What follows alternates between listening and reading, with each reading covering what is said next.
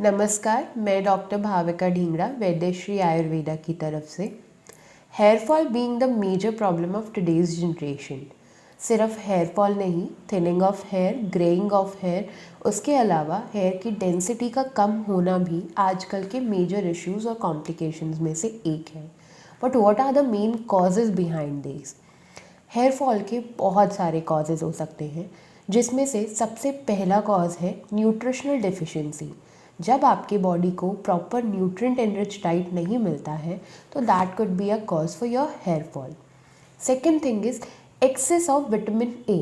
हम लोगों को लगता है कि विटामिन डेफिशिएंसी से ही हेयर फॉल होता है, लेकिन जब हम कोई ऐसा सप्लीमेंट ले रहे हैं जिसकी वजह से हमारे बॉडी में विटामिन ए का इंटेक बढ़ जाता है तो उन कारण से भी हमारे को हेयर फॉल कॉज होता है। थर्ड थिंग इज स्ट्रेस या फिर कोई मेजर इलनेस। जब आपकी बॉडी किसी भी तरीके के फिजिकल या मेंटल स्ट्रेस से डील करती है तो बॉडी में कॉर्टिसोल रिलीज होता है। कॉर्टिसोल आपके हेयर ग्रोथ को हैम्पर करता है और हेयर्स को रीजनरेट नहीं होने देता। That is also a major cause of your hair problem and hair loss.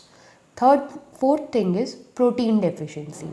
जब हम अपने डाइट में प्रोटीन का उतना अमाउंट नहीं लेते जितना हमारे बॉडी वेट के हिसाब से ज़रूरी होता है, तब भी हमारी बॉडी में हेयर फॉल होता है या फिर एक्सेसिव ग्रेइंग ऑफ हेयर्स और थिनिंग ऑफ हेयर्स मिलता है, क्योंकि जो हेयर का स्ट्रैंड है that is rich in protein source itself. उसके बाद कोई मेजर इलनेस जैसे कि आपकी बॉडी में लो आयरन यानी आयरन डेफिशिएंसी होना, आपको थायराइड का सिंड्रोम होना, फीमेल्स में पीसीओएस या पीसीओडी होना, ये सारे बहुत मेजर कारण हैं हेयर फॉल के। इसके अलावा प्रेगनेंसी अपने आप में एक बहुत स्ट्रेसफुल इवेंट होता है और प्रेगनेंसी में भी फीमेल्स को बहुत ज़्यादा हेयर लॉस होता है। साथ ही साथ अगर हम और मेजर कॉज की बात करें तो over styling, excessive heat products का अपने हेयर पे यूज़ करना, specially straightening, dryers, regular life में यूज़ करना, बहुत सारे सल्फेट बेस्ड शैम्पूज़ और कंडीशनर्स को यूज़ करने से भी एक्सेसिव हेयर फॉल होता है। आयुर्वेद कहता है कि जब वात और पित्त यानी कि जो बेसिक कॉन्स्टिट्यूएंट्स हैं हमारे बॉडी के, वो ब्लॉक हो जाते हैं कफ की वजह से, तो हेयर्स का रीजनरेशन पॉसिबल नहीं हो पाता। और जब वो रीजनरेट नहीं हो पाते तो हमें स्कैल्प पे एक पैचेस जैसे एलोपेशिक होने लगते हैं, और साथ ही साथ जब वो ऑब्स्ट्रक्ट होते हैं तो वो थिनिंग ऑफ हेयर कॉज करते हैं। वैद्यश्री आपको सजेस्ट करता है कि जब भी आप अपना सर धोएं तो सल्फेट फ्री शैम्पूज़ यूज़ करें।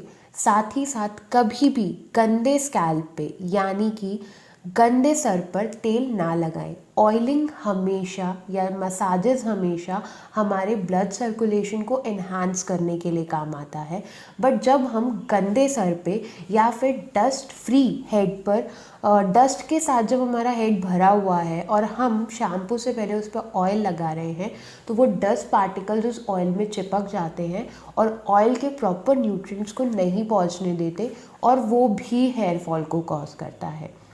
ये सब मेजर कॉजेज़ हम तभी करेक्ट कर सकते हैं जब हम इनके पीछे कारणों को ट्रीट करें और प्रॉपरली उनको।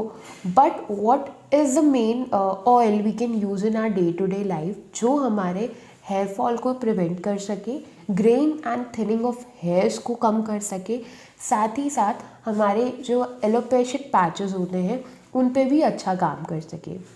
Vaidrashri Ayurveda has come up with a complete herbal hair solution which is in hair glow oil, and hair glow oil is actually amazing with its composition क्योंकि इसमें कोकोनट ऑयल है जिसके base की वजह से ये हमारे स्कैल्प में बहुत जल्दी अब्जॉर्ब होता है और हेयर का rapid grow, faster growth promote करता है।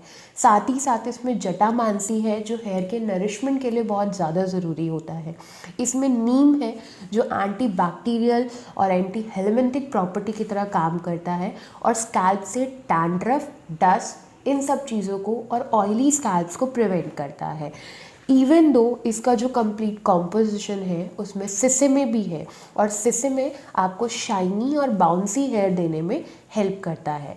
तो आपके जो भी कारण है हेयर फॉल या हेयर लॉस के, that could be treated with treating your root cause, but a oil which can actually help you to promote your hair growth and to help you in thinning of your hair and premature graying of hair is a complete solution, hair glow oil. Thank you and follow us more for the more informative videos.